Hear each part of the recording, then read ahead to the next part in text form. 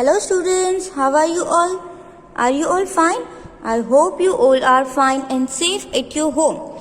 And do you know, in the last video we have solved MCQs of chapter number 1 to 4. And today we are going to do MCQs from chapter number 4. So these are MCQ of chapter number 4. Let's do practice of it. See the first one. Which of the following figure does not represent symmetry? इनमें से आपको जो figure दिख रही है ना, उस figure में से कौन सी फिगर सिमेट्री रिप्रेजेंट नहीं करती है। मीन्स सिमेट्री मतलब अगर आप उसको कोई भी फिगर को लाइन डिवाइड करो इक्वल टू पार्ट्स में, चाहे आप स्टैंडिंग लाइन से डिवाइड करो, स्लीपिंग लाइन से या स्लांट लाइन से, कैसे भी डिवाइड करो, उसके टू पार्ट्स इक्वली होने चाहिए, आइडेंटिकल टू पार्ट्स होने चाहिए, राइट, सेम टू सेम, तो ही वो फिगर सिमेट्री को रिप्रेजेंट करती है, वरना नहीं। नाउ सी दिस, ये हमने जब टू पार्ट्स किए, so this are this parts are equal, yes, दोनों पार्ट्स इक्वल है। इसमें हमें क्या फाइंड करना है, डज नॉट। अगर इसमें सिमेट्री रिप्रेजेंट नहीं करता है तो ही आपको वो ऑप्शन देखना है। Now see this, in this also this both object shows symmetry. इसमें भी क्या हो रहा है, ये भी तो, ये देखो यहाँ पे लाइन है, दोनों पार्ट्स क्या इक्वल है, no, so this is the answer. ये जो ऑप्शन है ना, figure P does not represent symmetry, तो आपको ये ऑप्शन लिखना है।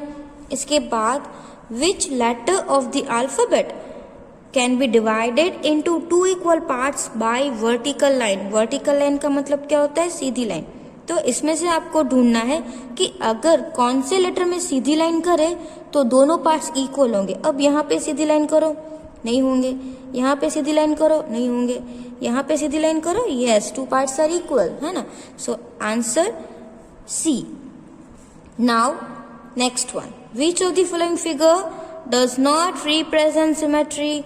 वापस आपको यहाँ पे क्या लिखना है, which of the following figure does represent symmetry. अब यहाँ पे आपको जो फिगर में सिमेट्री है, मीन्स जो फिगर में दोनों पार्ट्स इक्वल है, वो लिखना है। अब देखो ये वाला, ये क्या इक्वल है, नहीं। अब देखो ये हमने ऐसे किया तो टू पार्ट्स आर इक्वल, इसमें भी नहीं है, इसमें भी नहीं है, तो कौन सा ऑप्शन आएगा, option B. So you have to write this option. Now, how will the following shape look on 1/4 turn? अब मैंने आपको बोला था 1/4 टर्न का मतलब क्या होता है कि कोई थिंग्स के 4 पार्ट्स है, तो एक पार्ट से दूसरे पार्ट में जाएगा तो क्या होगा, 1/4 टर्न। अब ये फिगर है, वो 1/4 टर्न में कहाँ जाएगी, ये या तो यहाँ पे आ सकती है या तो इस साइड आ सकती है। तो अब देख लो कि नीचे जो लेफ्ट साइड में कोई बॉक्स है, नहीं है, तो यहाँ पे राइट साइड में ऊपर एक कोई बॉक्स है, हाँ, तो यही आएगा, है ना। अगर वो ऐसे बैक जाएगी तो यहाँ पे आएगा, अगर डॉट राइट साइड घूमेगा तो यहाँ पे जाएगा। तो ये वाला जो डॉट है वो ऑप्शन ए में है, तो विच answer is right, option A. Understand, ये टर्न की बात है, अगर आप इसको टर्न करोगे तो ये डॉट कहाँ जाएगा, वो यहाँ पे आएगा, ये बॉक्स में, इसलिए ये ऑप्शन राइट है। Understand. Now the next one, how will the following shape look on half turn. मतलब कि ये जो शेप है उसका हाफ टर्न। अब हाफ टर्न मतलब यहाँ से सीधा ऐसे, तो ये हाफ टर्न हो जाएगा। तो देखो पहले ऐसा था, अब अगर हाफ टर्न होगा तो कहाँ आ जाएगा, नीचे आ जाएगा। तो इसमें से कौन सा शेप है, ये वाला D, right. So this shape will look like this after half turn. Okay, तो यहाँ पे ऑप्शन डी लिखना है। Now let's see MCQs of chapter number 6. Now see this, which of the following is not a multiple of 18? मतलब यहाँ पे आपको देखना है कि कौन 18 का मल्टीपल नहीं है। अब देखो 18 का टेबल आप सबको आता ही होगा, तो 18 में क्या आएगा कि 18 1 सा 18, 18 2 सा 36, और ऐसे हम सब करते हैं। 18 3 सा 54, मतलब ये भी 18 के टेबल में आता है, 18 तो उसके टेबल में आएगा ही, मतलब ये भी 18 का मल्टीपल है। अब 18 3 सा 54 होता है ना, तो ये भी 18 का मल्टीपल है। 18 10 सा 180 होता है, तो ये भी 80 का मल्टीपल है, ओनली 35 ही नहीं है। So which option is this? B option. So here we have written this. Now, which of the following is a factor of 75? Right. अब इसमें से 75 का फैक्टर कौन सा है? तो आपको पता है कि यहाँ पे 5 है, तो ये जो नंबर है उसमें 1s प्लेस में 5 है, तो we can say that it can be divide by 5. तो यहाँ पे 5 ऑलरेडी दिया हुआ है, तो ये नंबर जो है वो 5 का फैक्टर मतलब कि 75 का एक फैक्टर 5 भी है. So here option D. Now the common factor of 16 and 12. तो 16 और 12 का कॉमन फैक्टर कौन सा होगा? तो उसके लिए आपको उसके फैक्टर फाइंड करेंगे. तो हम रफ में 16 के फैक्टर फाइंड करते हैं. देखो यहाँ पे 16 है, सबसे पहले हम कहाँ पे जाएंगे? 1 16s are, then 2 8s are, then 2 8s are 3 में आता है, 8 नहीं आता है, राइट. 4 4 4s are. अब देखो रिपीट हो गया, देन वी स्टॉप. अब क्या हो गया? 1 2 4 8 16. तो ये हो गया 1 2 4 8 एंड 16. 16 के बाद किसके है? 12 के. तो हम 1 से, it is only rough work, right. 1 12s are 12, then 2 6s are 12, then 3 4s are 12. अब 4 का टेबल में 4 3s तो दोनों वापस आ गए, तो अभी लिखने की जरूरत नहीं है. तो इसके मल्टीपल, इसके फैक्टर्स कौन से होंगे? 1 2 3 4 6 एंड 12. अब दोनों में कॉमन कौन सा है? देखो 1 1 तो है ही, बट यहाँ पे है ना 1 नहीं दिया हुआ है आपको, ऑप्शन में ही 1 नहीं दिया हुआ है. और कौन सा होगा? 2 2 भी है, बट यहाँ पे आपको ऑप्शन में 2 भी तो नहीं दिया हुआ है. और कौन है? देखो 4 4 भी कॉमन है, राइट. तो यहाँ पे क्या आएगा आंसर इसका? 4, क्योंकि ये उसका कॉमन फैक्टर एक 4 भी है. Now the common factor, the common multiple of 4 and 5. अब 4 and 5 दोनों का मल्टीपल, ओके, कॉमन मल्टीपल. तो हमें इसका पहले मल्टीपल मतलब कि टेबल लिखना पड़ेगा. तो 4 1s are 4, 4 2s are 8, ऐसे करके आप टेबल लिखोगे. फिर 5 का, 5 1s are 5, 5 2s are 10, 5 3s are 15, then 12, then 16, then 20. Okay देखो 4 1s are 4, 4 2s are 8, 4 3s are 12, 4 4s are 16 and 4 5s are 20.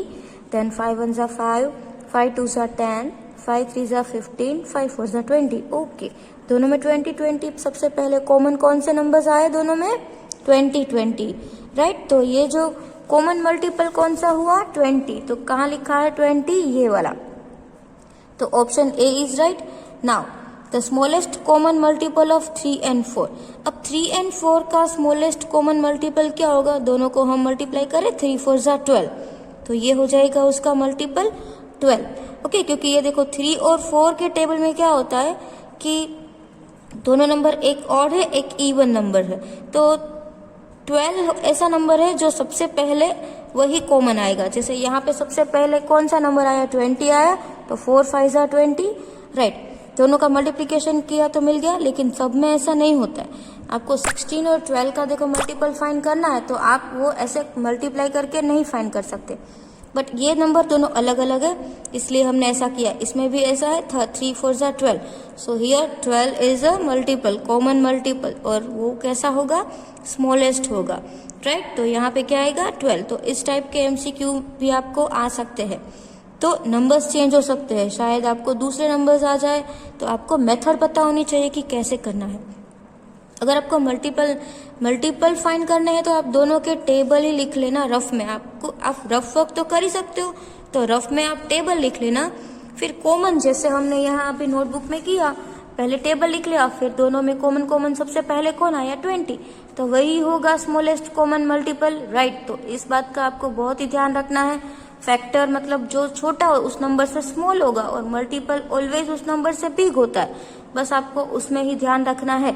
ऐसा मत करना कि मल्टीपल में आपने फैक्टर फाइंड कर लिया, फैक्टर में मल्टीपल फाइंड कर लिया. Okay, now let's see the next question. And फिर आपकी पेपर स्टाइल में एक और क्वेश्चन है, write the number of angles, right. ऐसा भी एक क्वेश्चन है कि how many angles are there. आपको उसमें क्या होगा कि कुछ फिगर दी हुई होगी और उसमें आपको लिखना है कि कितने एंगल्स है उस फिगर के. तो ये बहुत ही इजी है, सिर्फ आपको नंबर ही लिखना है, उसका स्पेलिंग लिखने की कोई जरूरत नहीं है, right.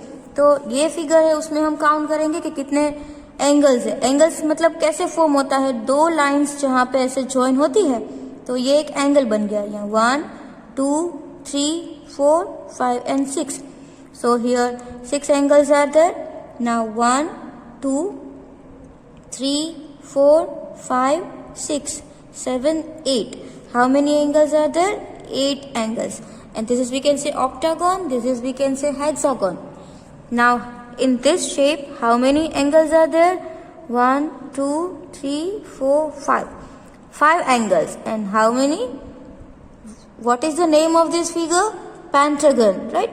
Now this is rectangle, so you all know that how many angles are there? 1 2 3 4 angles. And this is rectangle, this is triangle, तो triangle में कितने angles है? 1 2 and 3 angles, right? It is also very easy.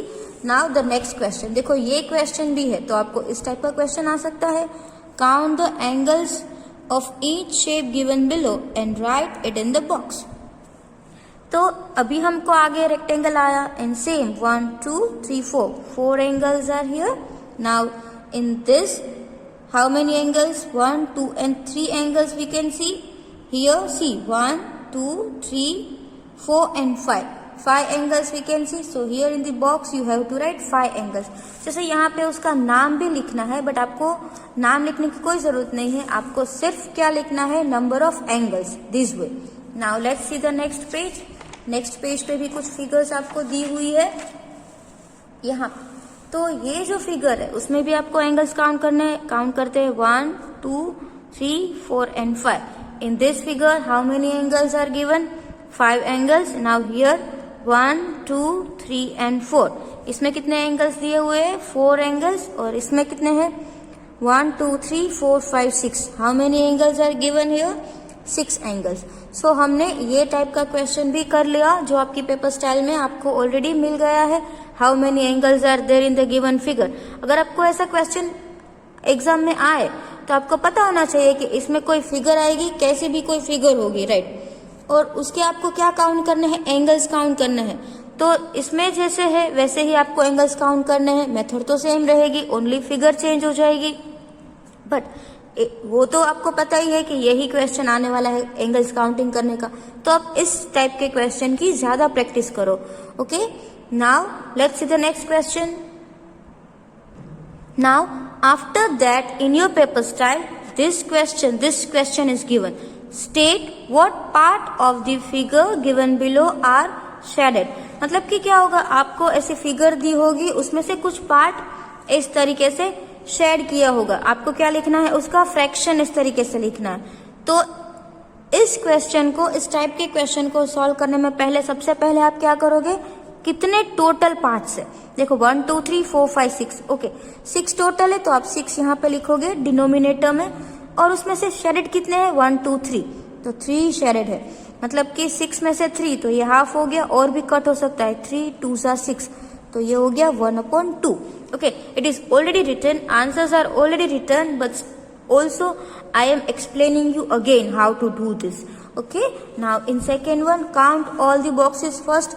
1 2 3 4 5 6 7 8 9. Total 9 are given and shaded 2. तो आप क्या लिखेंगे? 2/9. Now see over here. पहले हम टोटल काउंट करेंगे 1 2 3 4 एंड स्टैंडिंग में भी कितने? 1 2 3 4. तो इसके आएंगे 16, राइट. तो टोटल तो 16 है, उसमें शेडेड कितने हैं? देखो 1 2 3 4 5 6 7 8. तो ये 8 शेडेड है, मतलब कि 16 में से 8 तो शेडेड है, मतलब कि हाफ शेड है. और 8 2 भी 16 होता है, और 16 बिग नंबर है. तो always write answer near the big number when you cut. That is already I explain you. Now here let's count. Same, this are same, so 16 boxes are there. So here I am writing 16 and जो भी colored part है, shaded part है, वो आपको ऊपर लिखना है 4. तो ये 16 में से 4, तो मैंने आपको बोला था कि ये अगर कट होता है तो आपको कट करना है. देखो 4 4 16 होता है, तो ये हो जाएगा 1/4. मतलब कि इस फिगर का 1/4 पार्ट शेडेड है. ये भी हाफ का भी हाफ हो गया. देखो हाफ होता तो 8 होता, अभी 4 है तो 8 का भी आधा, तो half of half is we can say 1/4. Okay, now let's see the next. अब देखो नेक्स्ट में भी आपको सबसे पहले टोटल पार्ट्स काउंट करने पड़ेंगे। कितने टोटल पार्ट्स है? 1 2 3 4 5 6 7 8 8 you have to write. And how many are colored? 1. So 1 upon 8. Now this, see, 6 parts are given and how many are shaded? 1. So you can write 1 upon 6. उसके बाद आप लिख सकते हो, यहाँ पे देखो कितने हैं, 1 2 3 4 and 4, 16 तो है ही, उसमें से ओनली 2 कलर्ड है। तो अगर आपने ऐसा लिखा 16, 2 upon 16, but you can still cut this, 2 8 जा 16 आता है ना, तो ये 1 अपॉन 8, इसका आंसर क्या आएगा? 1 अपॉन 8। इसका मतलब ये तो 1/4 का भी हाफ कितना होगा? 1/8। देखो टोटल अगर 8 होते तो हाफ होता, फिर यहाँ पे 4 आए तो ये हाफ का भी हाफ 1/4 हो गया, फिर 4 का भी हाफ कितना होता है? 2, तो 1/4 का भी हाफ, तो ये हो जाएगा 1/8। Understand? So this way you can do. Now here 1 2 3 4 5 and 3, तो 5 3s are 15, तो total 15। So always right total in denominator, इसको डिनोमिनेटर बोलते हैं जो आपको ऑलरेडी पता है। और शेडेड कितने हैं? 4। So in numerator you have to write 4। Okay, यहाँ पर भी, यहाँ पे तो आपको कलर करना है, बट ऐसा इस टाइप का क्वेश्चन आपको आने वाला है, तो हम एक बार देख ले। टोटल कितने हैं? 5 और कलर कितने हैं? 3, तो ये क्या होगा? 3 अपॉन 5। यस, यहाँ पर भी टोटल 8 है, कलर कितने हैं? 5, तो 5 अपॉन 8। तो इस तरीके से आपको क्वेश्चन अगर आए, कितने भी शेडेड पार्ट हो, no don't worry, right, total parts count करो, वो डिनोमिनेटर में लिखो, और उसमें से जितने कलर्ड है वो न्यूमरेटर में लिखो, मतलब वो ऊपर लिखो, और फिर आप देखो अगर वो डिवाइड हो सकता है तो आप उसको ऐसे डिवाइड कर सकते हो। ओके, तो यहाँ पर इस नंबर को कट कर दिया तो कुछ नहीं बचा, तो क्या होगा? जब कुछ नहीं होता है तो क्या होता है? 1 होता है ना। और नीचे आंसर क्या आ गया? 8। तो आपको ये भी ध्यान रखना है कि यहाँ पे क्या आएगा? 8। Now see here, state which type of angles are given below. See this type of question also given in your paper style. ऐसा भी क्वेश्चन आपके पेपर स्टाइल में दिया हुआ है, तो आपको क्या करना है कि कोई एंगल, मतलब कि कोई नंबर दिया हुआ है, वो आपको सोचना है कि क्या वो राइट एंगल है, या मोर देन अ राइट एंगल है, या तो लेस देन राइट एंगल है, राइट। तो राइट एंगल का आपको पता ही है कि 90 डिग्री का जो एंगल होता है वो राइट एंगल होता है। अब 90 से छोटा है तो वो less than a right angle होगा, और 90 से बिग है तो वो मोर देन अ राइट एंगल होगा। ओके, और अगर आपको 180 का पूछे, बट ऑप्शन में तो स्ट्रेट एंगल दिया नहीं है, तो आपको जो ऑप्शन में दिया है ना वही लिखना है। तो यहाँ पे 35 डिग्री है। नाउ कंपेयर विथ 90, 90 से छोटा है 35 या बिग है? Obviously it is smaller than 90। So 95 degree का जो एंगल होगा वो कैसा होगा? Less than a right angle. Okay, उसके बाद second 55 degree, so 55 is also smaller than 90, so this is less than a right angle. Now 180 degree में क्या होगा? 180 degree is bigger than 90, so this is more than a right angle. उसके बाद 140 आया, 140 degree. अब आपको ये बोलना है, उसके ऊपर ऐसा सर्कल है तो क्या होता है? उसको बोलेंगे डिग्री बोलेंगे, right. So this is 140 degree, so it is also more than 90, so this is more than a right angle. 150 is also more than 90, so we can say more than a right angle. उसके बाद यहाँ पे है 90 degree, तो 90 degree जो है वो same, ये तो 90 से छोटा भी नहीं होगा, 90 से बड़ा भी नहीं है, एग्जैक्ट 90 डिग्री है। तो ये कौन सा एंगल होगा? इसको भी हम कौन सा एंगल बोलेंगे? Right angle. Now 85 degree, now compare with 90। अब देखो कि 90 इज बिगर, 90 इज बिगर और 85 इज बिगर। 90 ही बड़ा होगा, 85 तो छोटा है, तो ये 90 से छोटा नंबर हुआ, तो ये एंगल है वो कैसा बनेगा? Less than a right angle, right angle से छोटा ही बनेगा। एंड हियर 8th वाला जो है वो 165 degree, which number is given? 165 degree. Now compare 90 और 165, दोनों में से कौन सा नंबर बिग है? 165 इज बिगर, यस, तो ये एंगल भी 90 डिग्री से कैसा होगा, बिगर होगा. So what will you right, more than a right angle. Okay, तो ये इस टाइप का क्वेश्चन भी आपको एग्जाम में आ सकता है. बट आप कभी कभी क्या करते हो कि 180 means we all know this is straight angle, but option में अगर आपको स्ट्रेट एंगल नहीं दिया है तो आप क्या लिखोगे, मोर than a right angle. Understand. तो आज हमने जितने भी क्वेश्चन की प्रैक्टिस की है वो पेपर स्टाइल वाइज ही है. हम लोग पेपर स्टाइल के हिसाब से ही कर रहे हैं. राइट, सीक्वेंस भले ही चेंज हो गया हो बट पेपर स्टाइल मतलब पेपर में जो भी क्वेश्चन आने वाले हैं उस टाइप के क्वेश्चन का ही हम रिवीजन कर रहे हैं. तो आपको अच्छे से उसकी प्रैक्टिस करनी है अगर आपको अच्छे मार्क्स लेने हैं तो. ओके, तो आप सबको होमवर्क मुझे भेजना है और नोटबुक में 1 टाइम लिखना ये सारे क्वेश्चंस. Thank you.